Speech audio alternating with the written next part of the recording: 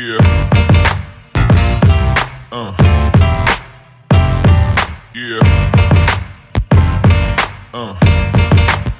Esse cenário que o senhor coloca, tem esses números aí, comparação, mas assim, há uma evidência, é preciso cortar.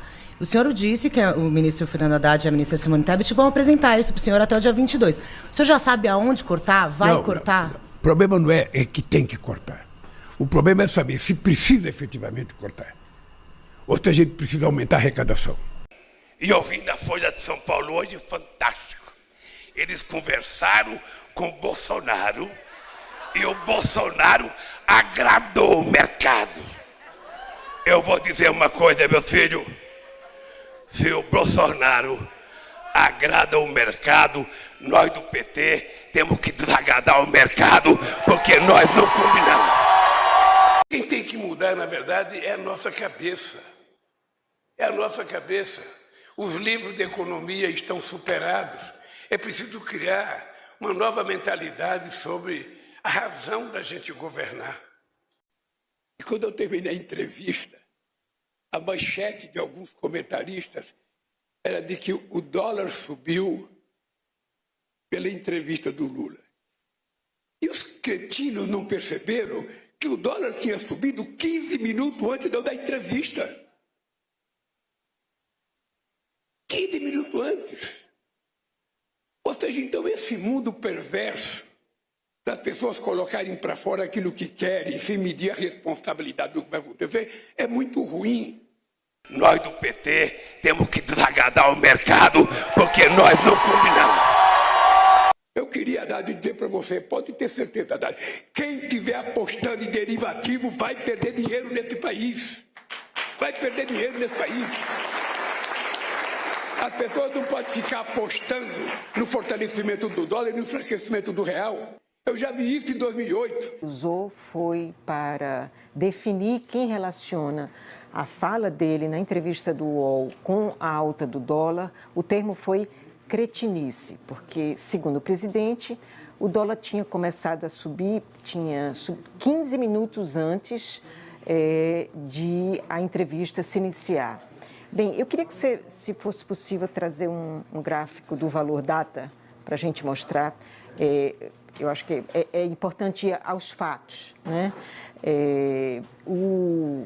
O dia abriu realmente em ligeira alta em relação à véspera, que fechou em 5,45. O dia abriu em 5,46. A entrevista começou às 9h20. Às 9h20, o dólar estava em 5,47, está marcado aí nesse gráfico. E a escalada, de fato, aconteceu ao longo da entrevista. Às 10h30, quando a entrevista acabou, o dólar estava a 5,51 e permaneceu neste patamar até fechar. Chamar de cretinos os jornalistas por causa de manchetes de jornal, por causa de comentários, por causa de análise, é inadmissível. Não tem outra palavra para isso, não dá para passar pano para isso. A gente viveu 4 anos de um presidente que atacava a imprensa e o Lula fez a campanha toda dele se arvorando a condição de paladino da liberdade de imprensa para, diante de críticas, sair com um xingamento chulo dessa natureza. Então, devagar com andor, e principalmente porque o dado está errado, né?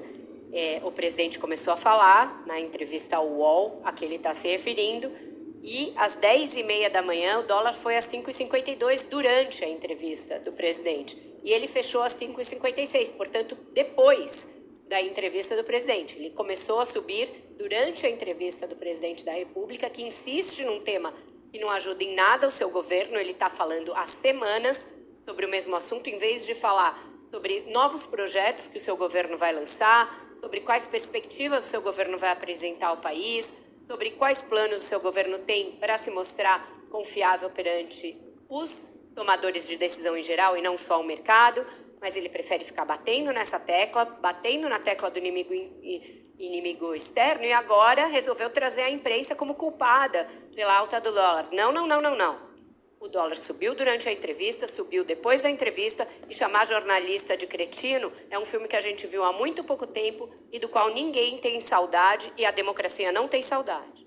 Quando alguém estiver desanimado, eu estou cansado, Ah, eu perdi o emprego. Ah, não vê aumento de salário. Pense no Lula. E pense no